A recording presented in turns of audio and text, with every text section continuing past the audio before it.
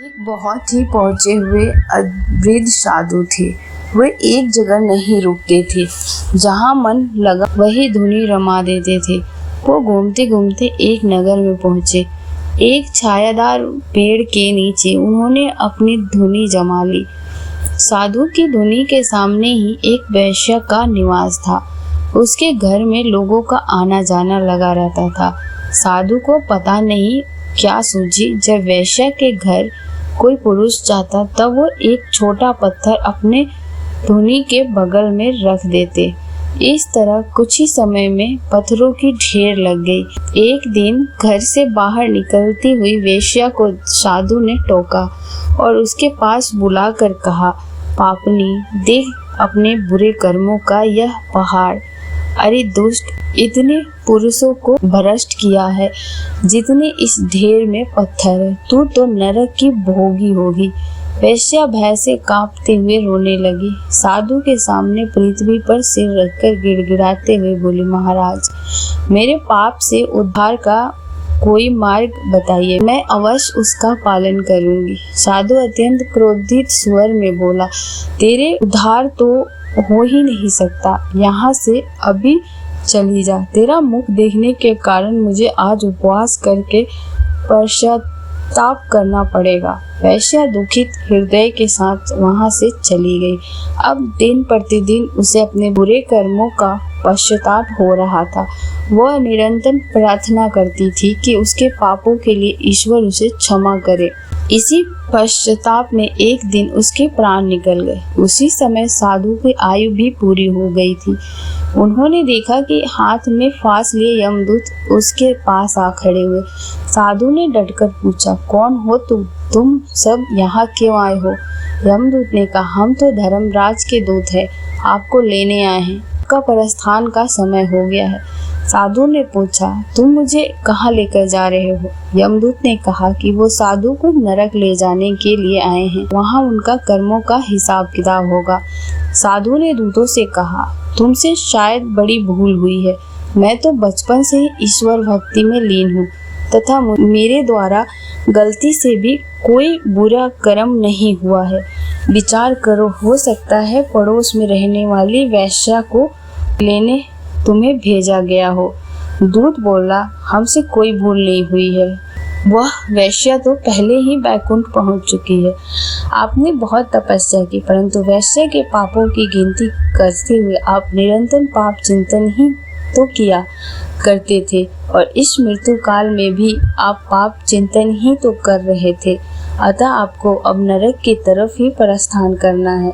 आपके पाप पुण्य का निर्धारण यमराज करेंगे।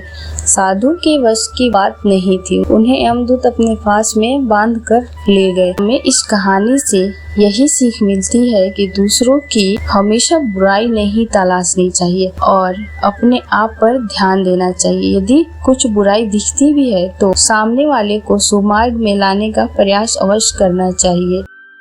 प्रजा हित और अपने जीवन से रुष्ट होने के बाद कई राजाओं के सन्यासी बनने की कथाएं हमने कई बार सुनी है, लेकिन आज हम एक ऐसे राजा के बारे में बात करने जा रहे हैं जिसने अपने पत्नी प्रेम में धोखा खाने के बाद अपना संपूर्ण जीवन वैराग्य में बिता दिया और अंत में वह एक महान संत बनकर उभरे। बहुत समय पहले की बात है।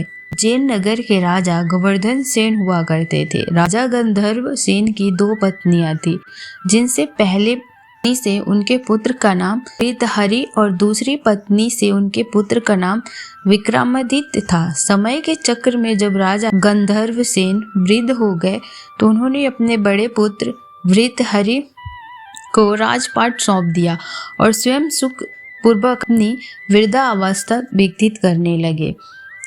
हरि के राजा बनने के बाद प्रजा की खुशियों का कोई ठिकाना न था। प्रजा उनके शासन में बेहद खुश थी, क्योंकि उनका राजा केवल राजा न होकर धर्म और नीति शास्त्र का बहुत बड़ा ज्ञानी थे। इसीलिए वो अपना शासन भी धर्म के अनुसार ही चला रहे थे। इसी कड़ी में राजा हरि ने 2 विवाह किए। विवाह होने के पश्चात राजा ने पिंगला नामक एक युवती से तीसरा विवाह रचाया। पिंगला अत्यंत सुंदर थी और राजा भृतहरि उनके प्रेम में पागल हो चुके थे। विवाह के पश्चात उनका ज्यादातर समय पिंगला के पास ही गुजरता था। तीनों रानियों में उन्हें पिंगला सबसे ज्यादा पसंद थी। राजा के अपार स्नेह और प्रेम के बावजूद भी पिंगला उनसे प्रेम नहीं करती। वह तो उसी नगर के एक कोतवाल के प्रेम में पागल थी। एक बार उस राज दरबार में गुरु गोरखनाथ पधारे। अपने महल में गुरु के आगमन के पश्चात राजा ने उनका खूब आदर सत्कार किया और उनकी सेवा की। कई दिनों तक गुरु गोरखनाथ राज दरबार में ही रहे। आखिर में भृतहरि की सेवा से खुश होकर उन्होंने उसे एक आदित्य फल भेंट किया। गुरु गोरखनाथ ने कहा कि यह फल अद्भुत है, यदि तुम इसका सेवन करोगे तो हमेशा तुम जवान बने रहोगे और कभी बुढ़ापा तुम्हारे निकट भी नहीं आएगी। राजा ने सोचा कि मैं तो राजा हूँ, मुझे इस फल की क्या आवश्यकता, लेकिन यह फल पिंगला खा लेगी तो वह इसी प्रकार सुंदर बनी रहेगी। इसीलिए राजा ने वह फल अपनी रानी पिंगला को दे दिया। उसे यह भी बताया कि यदि यह फल का सेवन करोगी तो सदैव सुंदर रहोगी। पिंगला ने सोचा कि यदि यह फल मैं अपने प्रेमी कोतवाल को दे दूं तो वह सदैव मुझे इसी प्रकार से प्रेम करेगा। इसीलिए पिंगला ने वह फल ले जाकर कोतवाल को दे दिया। लेकिन कोतवाल पिंगला से प्रेम नहीं करता था, वह तो नगर की एक वेश्या के प्रेम में पागल था। पिंगला ने वह फल कोतवाल को दे तो दिया, लेकिन कोतवाल ने वह ले जाकर उस वेश्या को फल दे दिया। वेश्या ने सोचा कि यदि मैं इस फल का सेवन करूंगी और मैं सदैव जवान बनी रहूंगी तो आज ही भर मुझे तो जवान बनी रहूंगी तो आजीवन भर मुझे इस नरक भरे काम में शरीक रहना पड़ेगा। मैं कभी भी अपने जीवन से मैं मुक्ति प्राप्त नहीं कर पाऊंगी। लेकिन यदि यह फल मैं राजा को ले जाकर दे दूं और वह राजा इसका सेवन कर ले तो शायद मैं प्रजा हित में कुछ अवश्य अच्छा काम करेंगे। उसने ऐसा ही किया और वह फल उसने राजा को ले जाकर भेंट कर दिया। राजा ने जब उस फल को देखा तो वह आश्चर्य में पड़ गए। उन्होंने पूछा, तुम्हें यह फल किसने दिया है? तब उसने बताया कि यह फल तो मुझे नगर के कोतवाल ने दिया है। राजा ने सोचा कि शायद किसी ने पिंगला से यह फल चोरी करके कोतवाल को दे दिया हो। राजा ने कोतवाल को बुलाया और पूछा कि तुम्हें यह फल किस प्रकार प्राप्त हुआ? कोतवाल ने बताया कि यह फल मुझे रानी पिंगला ने ला कर दिया है। वह मुझसे प्रेम करती है, लेकिन मुझे उनसे कोई प्रेम नहीं है। यह सुनकर राजा के पैरों तले जमीन खिसक गई।